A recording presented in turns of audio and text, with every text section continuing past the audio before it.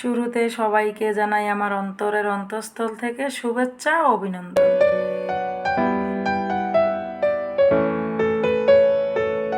Welcome to my Facebook page. Hello everyone, আসসালামু আলাইকুম। কেমন আছেন সবাই? আশা করি আল্লাহর অশেষ রহমতে ভাই ও বোনেরা সবাই ভালো আছেন, সুস্থ আছেন। আলহামদুলিল্লাহ, আমি আল্লাহর অশেষ রহমতে আপনাদের দোয়ায় ভালো আছি, সুস্থ আছি। আজকে চলে আসলাম আমি ছোট্ট একটি ভিডিও নিয়ে আপনাদের মাঝে। তো আজকের ভিডিওতে থাকছে আমি ছোট ইলিশ মাছ দিয়ে লতি রান্না করব। তো সবাই আমার ভিডিওটা সাথে থাকেন। তো এখানে আমি বাদামি কালার করে নিলাম পেঁয়াজটাকে, দিয়ে দিলাম স্বাদমতো লবণ, হলুদের গুঁড়া, মরিচের গুঁড়া।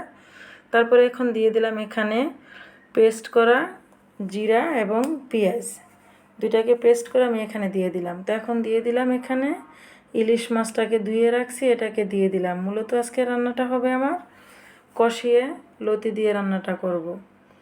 তো এখন মাছটাকে ভালো করে কষিয়ে নিব, তারপরে লতিটাকে আমি এখানে দিয়ে দিব। তো লতি দিয়ে ইলিশ মাছ কার কার পছন্দ অবশ্যই কমেন্টে জানাতে ভুলবেন না কিন্তু।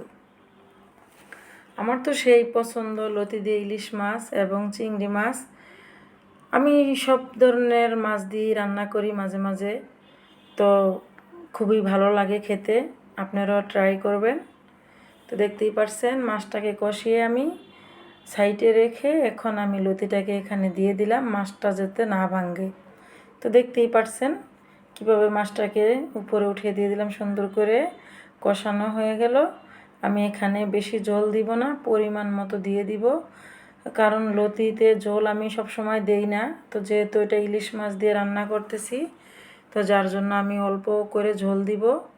তো দেখতেই পারছেন আমি এটাকে নেড়ে চেড়ে তারপরে ঝোল দিয়ে দিব।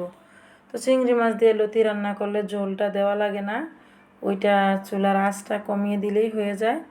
আর লতির তরকারি আসলে অনেকে বেশি গালিয়ে রাখে রান্না করে। তো আমি লতিটাকে সিদ্ধ হবে কিন্তু লতি একদম আস্ত থাকবে, লতির কালারও একদম গ্রিন কালার থাকবে, যাতে কাঁচা কাঁচা দেখা যায়, কিন্তু খেতে গেলে লতির স্বাদটা খুবই চমৎকার লাগে। তো দেখতেই পারছেন আমার রান্নাটা হয়ে গেছে এখানে।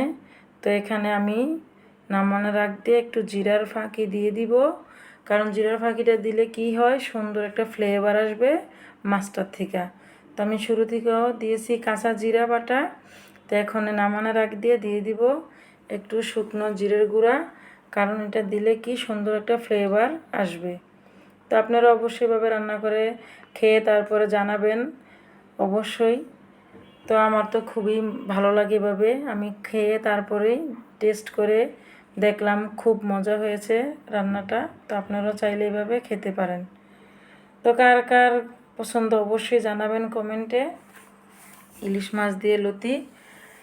তো আমার ভিডিওটাকে কোথা থেকে দেখছেন, দেশে এবং দেশের বাহিরে, কাছে এবং দূরে, যে যেখান থেকে দেখছেন অবশ্যই একটি কমেন্ট করে, একটি লাইক করে, শেয়ার করে দিবেন।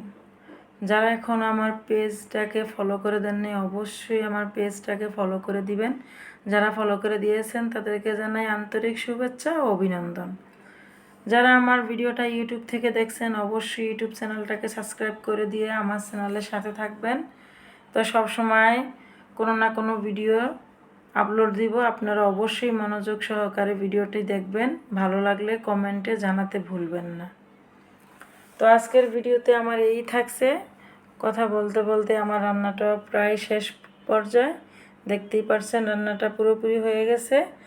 আমি এখানে ঝোল রাখলাম না, চেপা চেপা একটু ঝোল রাখছি, লতিটাও যাতে না গলে সুন্দর মতো হয়েছে। দেখতেই পারছেন কড়াইতেও যেন না লাগে, সেজন্য হাত দিয়ে একটু নেড়ে নিলাম। তো অবশ্যই একটা কমেন্ট করে যাবেন, সবাই দয়া করে একটি কমেন্ট করবেন। আমি নতুন হিসাবে আপনাদের মাঝে কাজ করতেছি, অবশ্যই আপনারা আমার পাশে থাকবেন। নতুন হিসাবে আমিও আপনাদের পাশে থাকব। তো আজকের মতো বিদায় নিছি, আবারও দেখা হবে নতুন কোনো রেসিপি নিয়ে। ততক্ষণে আপনারা সবাই ভালো থাকবেন, সুস্থ থাকবেন। আর আমিও আবারও আপনাদের সাথে দেখা করব নতুন ভিডিও নিয়ে। আল্লাহ হাফেজ।